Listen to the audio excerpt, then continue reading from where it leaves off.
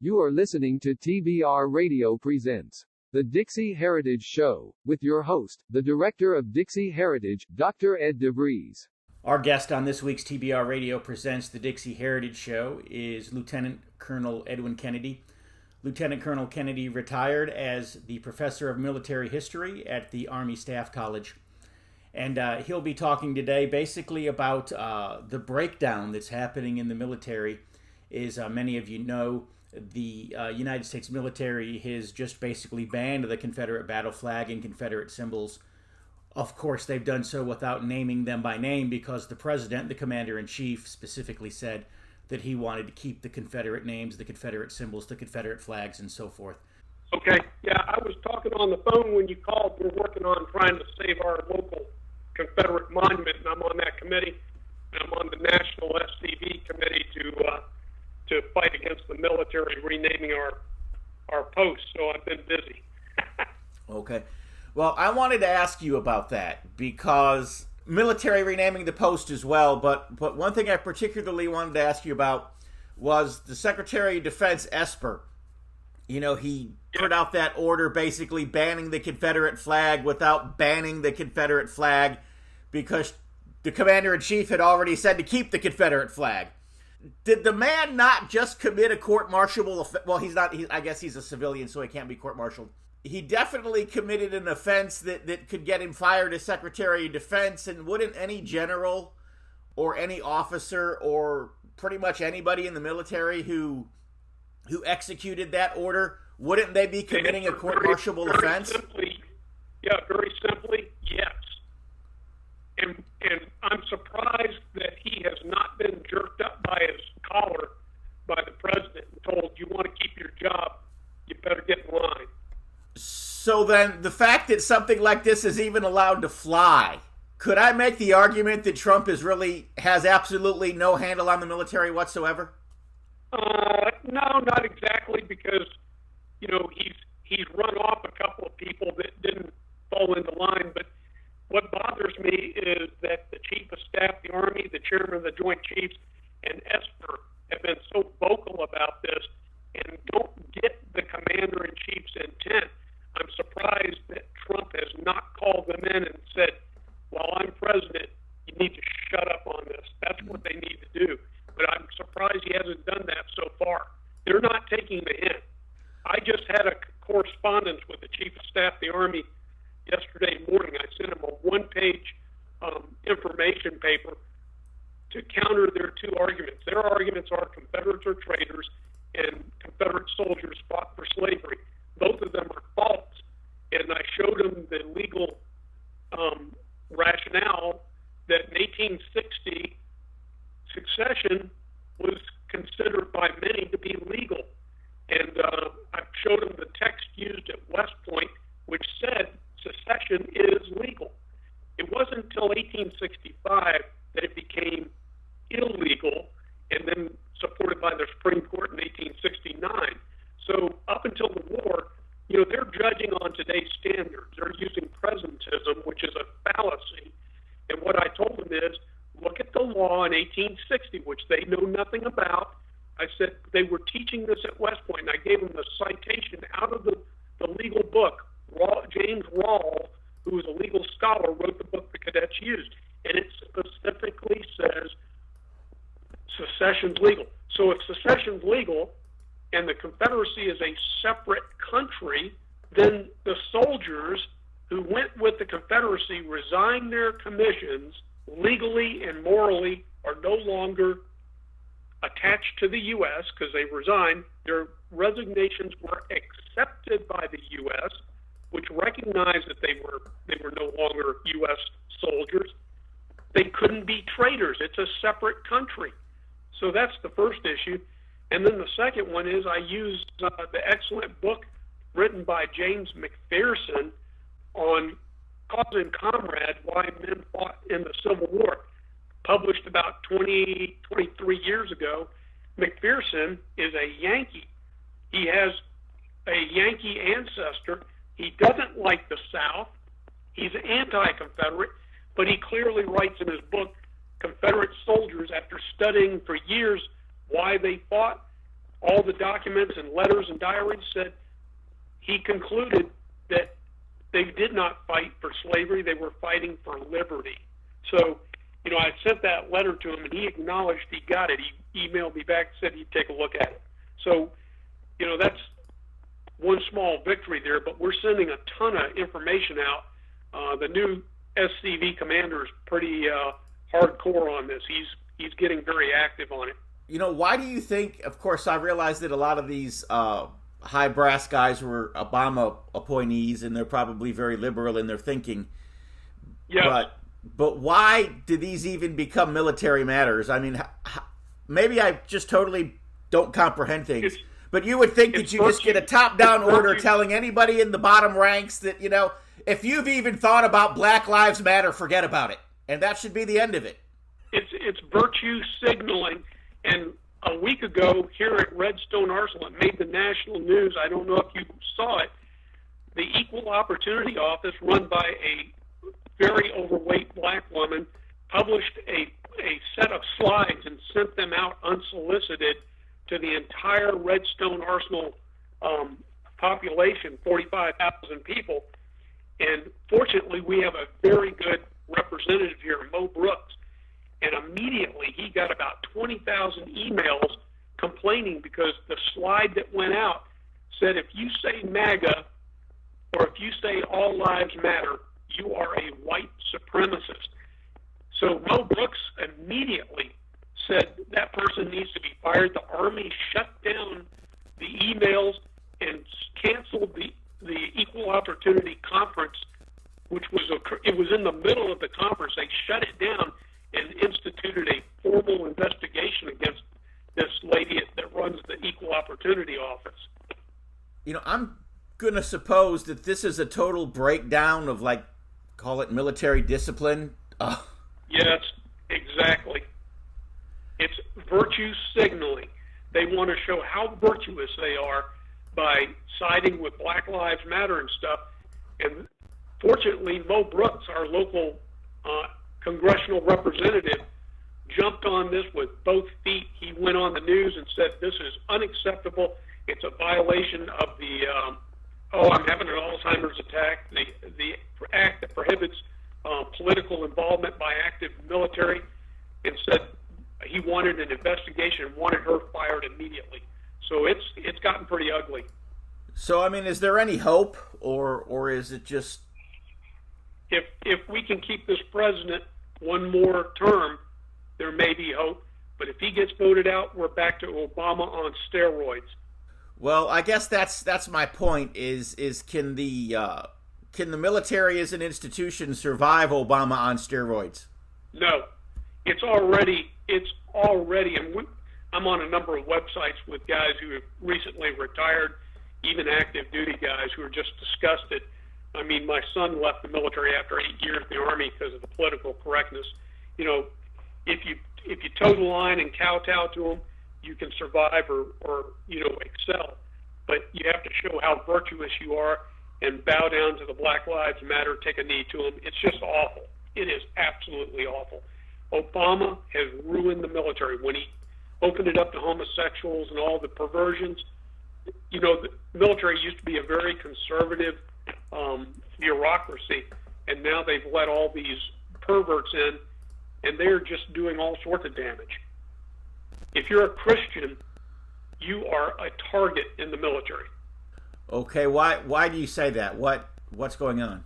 Because they got guys like Mikey Weinstein who always gets his nose poked into these things, and he will ensure that they back off. They are deathly afraid of Mikey Weinstein. Instead of having a backbone to stand up against him, they fold. They don't want to get sued or have it make the news. And so now, in order to show how open and diverse, I hate the word diverse, the military is, we are doing everything we can, to open it to homosexuals and people with perversions. And it's almost like there's a quota system. You have to have so many homosexuals be commanders or, do this and that. It's a behavior. It's not, it's not a skin color or something they can't help. It's a behavior. But now they want everybody to think, oh no, That's just the way they are. Well, yeah, because they want to be like that. And so the military is kowtowed to them. It's awful. I've got some good articles that have been recently written on this.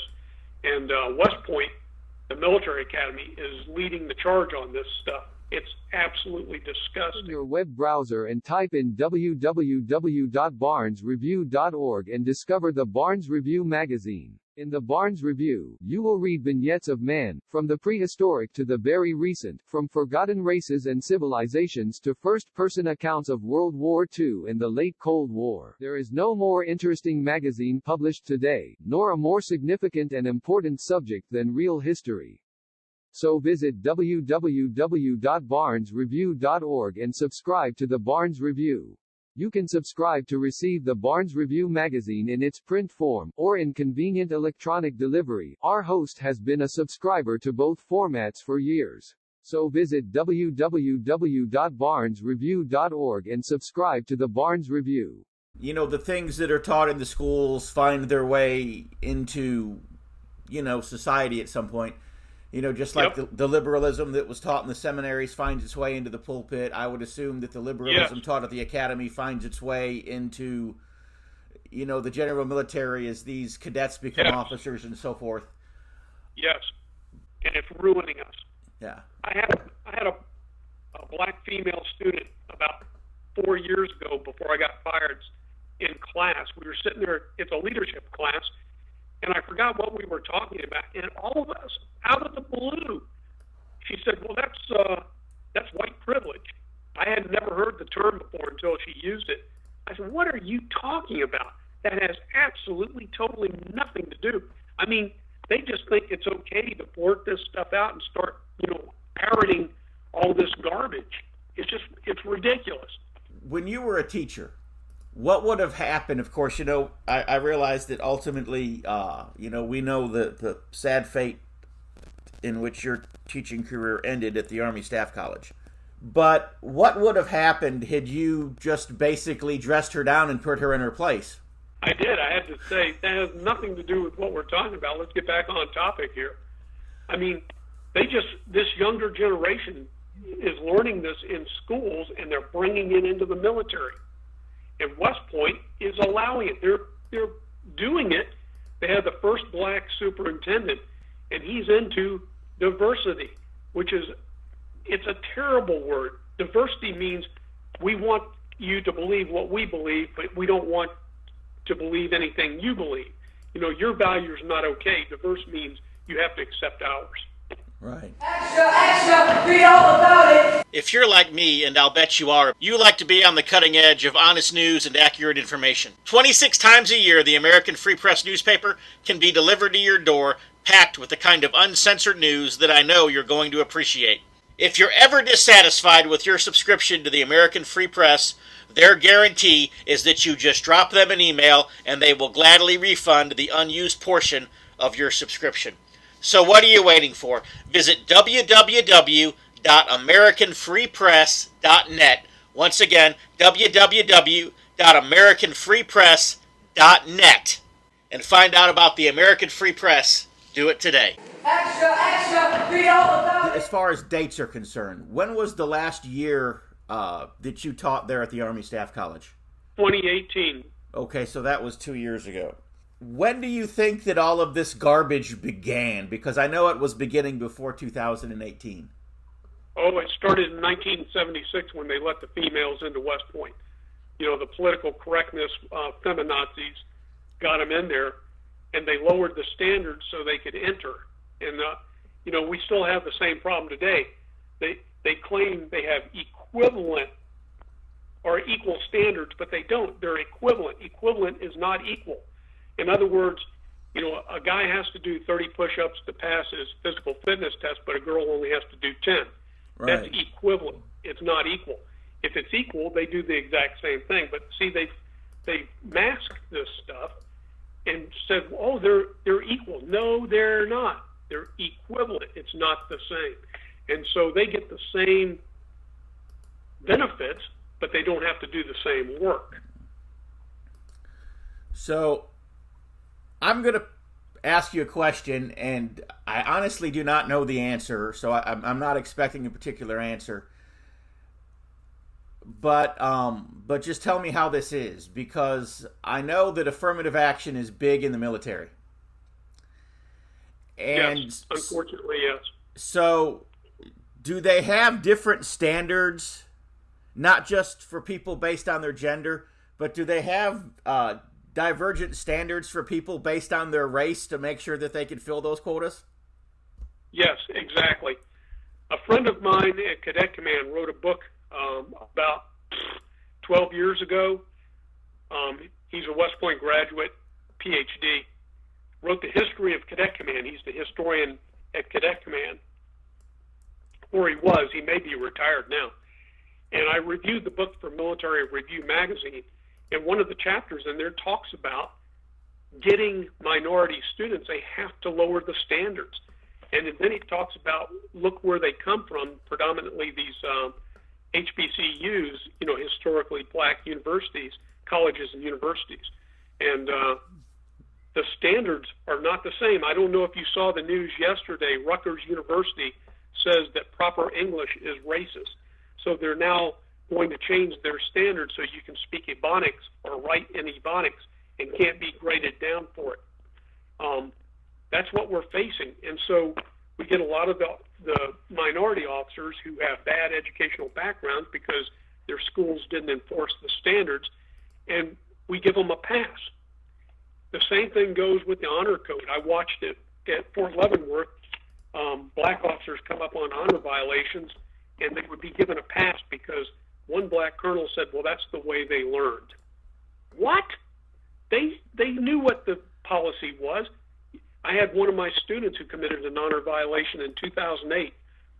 She was turned in by the British officer who was on our committee that taught her joint operations, had a paper she wrote. It was an exam, and there was a whole page. The whole page had been cut and lifted, and she was stupid enough to go online, find the book. She took a PDF picture of it and stuck it into the text of her paper, but she didn't change the fonts or anything. It was in a totally different font. There were no mistakes in grammar or anything, and all the other pages were just chock full of mistakes. So it's kind of like waving a flag saying, look at me, I'm stupid, I copied this. She went before the honor board. They went all the way to the Dean of Academics, Dr. King. Everyone, including the investigating officer who did the official investigation, everyone said she needs to be disenrolled and kicked out for an honor violation. King was afraid to do it because she's a black female. If you are a black female in the military, there's nothing you can do other than murder to not advance. So she was kept. So did she insert, like, copy-paste this PDF document and try to claim that she had written it? Was this plagiarism? Or was this just a form violation? Big time plagiarism. Okay. Big time. And we had a policy. She signed a document that said she understood what the plagiarism policy was, and then turned right around and did it. And my British officer friend was astounded. He said, this is so obvious. And then my direct boss tried to gloss over it and say, well, it's not really plagiarism. I said, it's a direct lift. He was the one that started waffling, but he couldn't do anything about it because once I had turned it in, it had to be officially investigated, and it was. And it made it all the way down to the Dean of Academics. I have another friend of mine who taught in the history department, and I don't know the color of the officer who did it. I have no idea. It's a student officer. Plagiarized his history paper, was caught, turned in, and then the Dean of Academics turned around and said, remediate. And my friend wrote a very strong, I have the copy of the paper he wrote, a very strongly worded rebuttal to the dean, say you cannot remediate an honor violation. You remediate academic educational issues, not honor. And the dean said, shut up, have him rewrite the paper. They passed him and he went out. That's what we're doing. So it's no surprise, these guys have no honor. Welcome to the Christendom curriculum. Every parent who decides to homeschool wants to secure a great education for their child, while also saving time and money. But these days, many parents have another concern. They also want a homeschool curriculum without all the multiculturalist, politically correct diversity doctrine that's really little more than a thin disguise for an anti-Christian, anti-American, and anti-Western civilization bias. Now there is such a curriculum. The Christendom curriculum gives your children a complete education in Bible, history, literature, and more, focusing on the classic academic skills of reading, writing, and arithmetic. But we also tell the story of Christendom, the story of the Christian nations, especially as Christ's kingdom has been historically manifest in the nations of Europe and America, and we do so without apology. The Christendom curriculum is the only Christian nationalist homeschool program you'll find. We support the right of the European and American peoples to their historic Christian cultures against the globalist leftists who want to destroy those cultures. Not only that, but we provide assigned reading courses for various hot-button subjects in our current culture wars, including feminism, social justice, and cultural Marxism, among others. These reading courses will teach your kids how to survive a social justice warrior attack, how to debate with leftists on social media, how to reform their local churches and communities, and more. We're living in a time of tremendous historical and social change. Christians have the opportunity now to begin building the culture and civilization of the next 1,000 years and beyond. It's an exciting time to be alive. So if you want to help raise the next generation of culture warriors, if you want your children to grow up with a love for Christ's kingdom and for their own nation, while at the same time learning how to defend America and rebuild the West, the easy-to-use Christendom curriculum is for you. Click the Learn More button to get in on the action. And thanks for listening.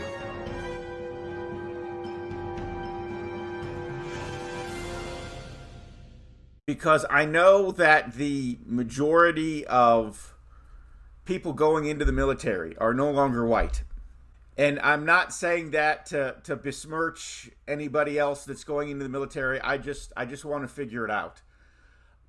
It's because not what you do, it's not the content of your character, in the words of a well-known black man, but it's your skin color is more important, because diversity in skin color is more important than anything else.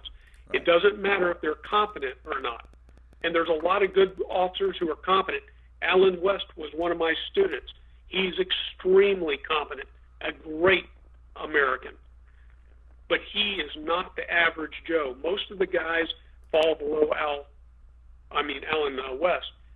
They're not his caliber.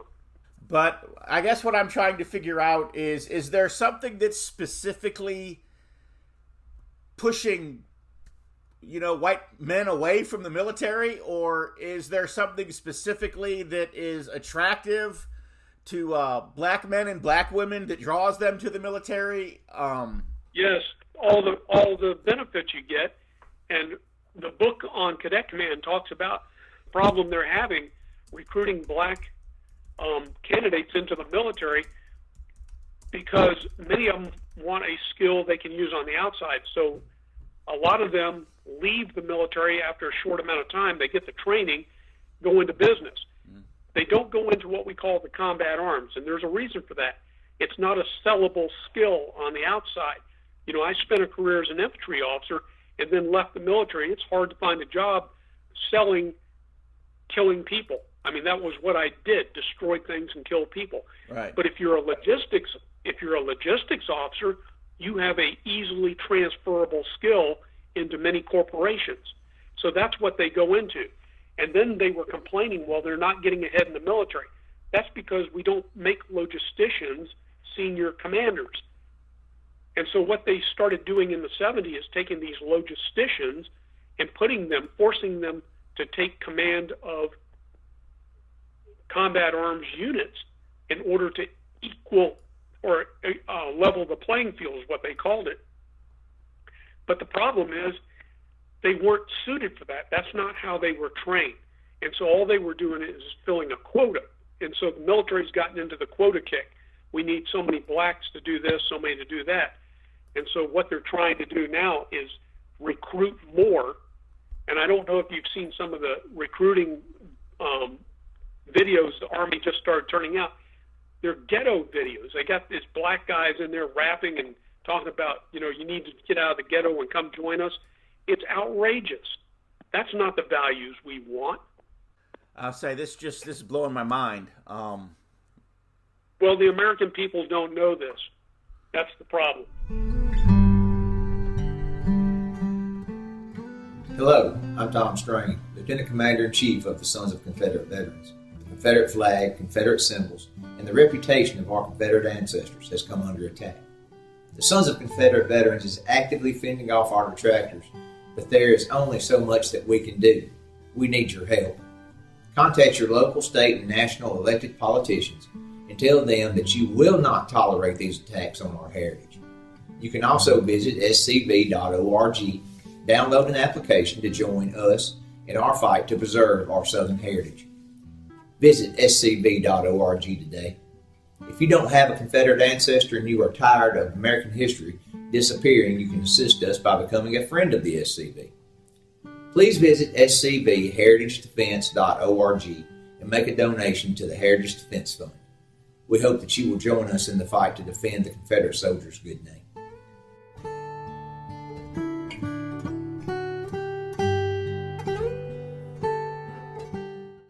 Okay, for example, I know that you went to the academy. You went into the military. You became an officer. You did. Essentially, you were following in your father's footsteps to some degree. Was he a lieutenant general? Was he a brigadier general? I can't remember. He was a brigadier general. Right. And so, you were following in your father's footsteps, and, that has been the case. For example, and I'm not trying to liken you to the person I'm about to name, but I remember reading Douglas MacArthur's memoirs, and he said that probably the absolute worst cadet that ever went through West Point graduated with top honors because he just happened to be named Ulysses S. Grant III. So... Yeah, and there's others. Lucian Truscott, the fourth, whose family was a long line of military people and good ones, but Lucian Truscott, the fourth, graduated in '69 from West Point, and then he went to his first assignment and got fired because he was the only reason he got to where he was graduating is because he was related to the famous Truscott of World War II, and he's ashamed to his name. He's turned into a left-wing Antifa ideologue. I mean, the guy's an idiot. And he publishes frequently saying, I'm a West Point grad. Yeah, but he got fired. He doesn't tell you that he got fired in his first assignment. Right. So then are there just not enough of these second, third, fourth generation, multi-generation military leaders to keep the ship steering in the right direction? Or is it like you said, they're just... obviously not holding to the same moral compass that their fathers did? They're not holding the same moral compass because we got guys who I'm absolutely, totally astounded have gone left wing. They're guys that were my contemporaries that made it to high rank, but in order to get there, they had to grovel at the feet of political correctness to get ahead because Obama wasn't going to promote them, or get them ahead without, buying into his social justice programs. And on that note, we are out of time for this week's TBR Radio Presents the Dixie Heritage Show. Colonel Kennedy is also my guest this week on my other show, TBR Radio Presents the TBR History Hour, so be sure to flip over there and listen to our conversation. We'll be talking about the Battle of Berlin, and you can go to www.barnesreview.org, and you can tune in that way. You can, if you're listening by YouTube, be sure to click like and subscribe. And both radio shows are on the same channel. Also, go to my website, www.dixiheritage.net, www.dixiheritage.net. Sign up for a free copy of my email newsletter, And when you do, I will send you absolutely free of charge as well a free copy of my book, The Truth About the Confederate Battle Flag. So until this time and this place again next week, God bless.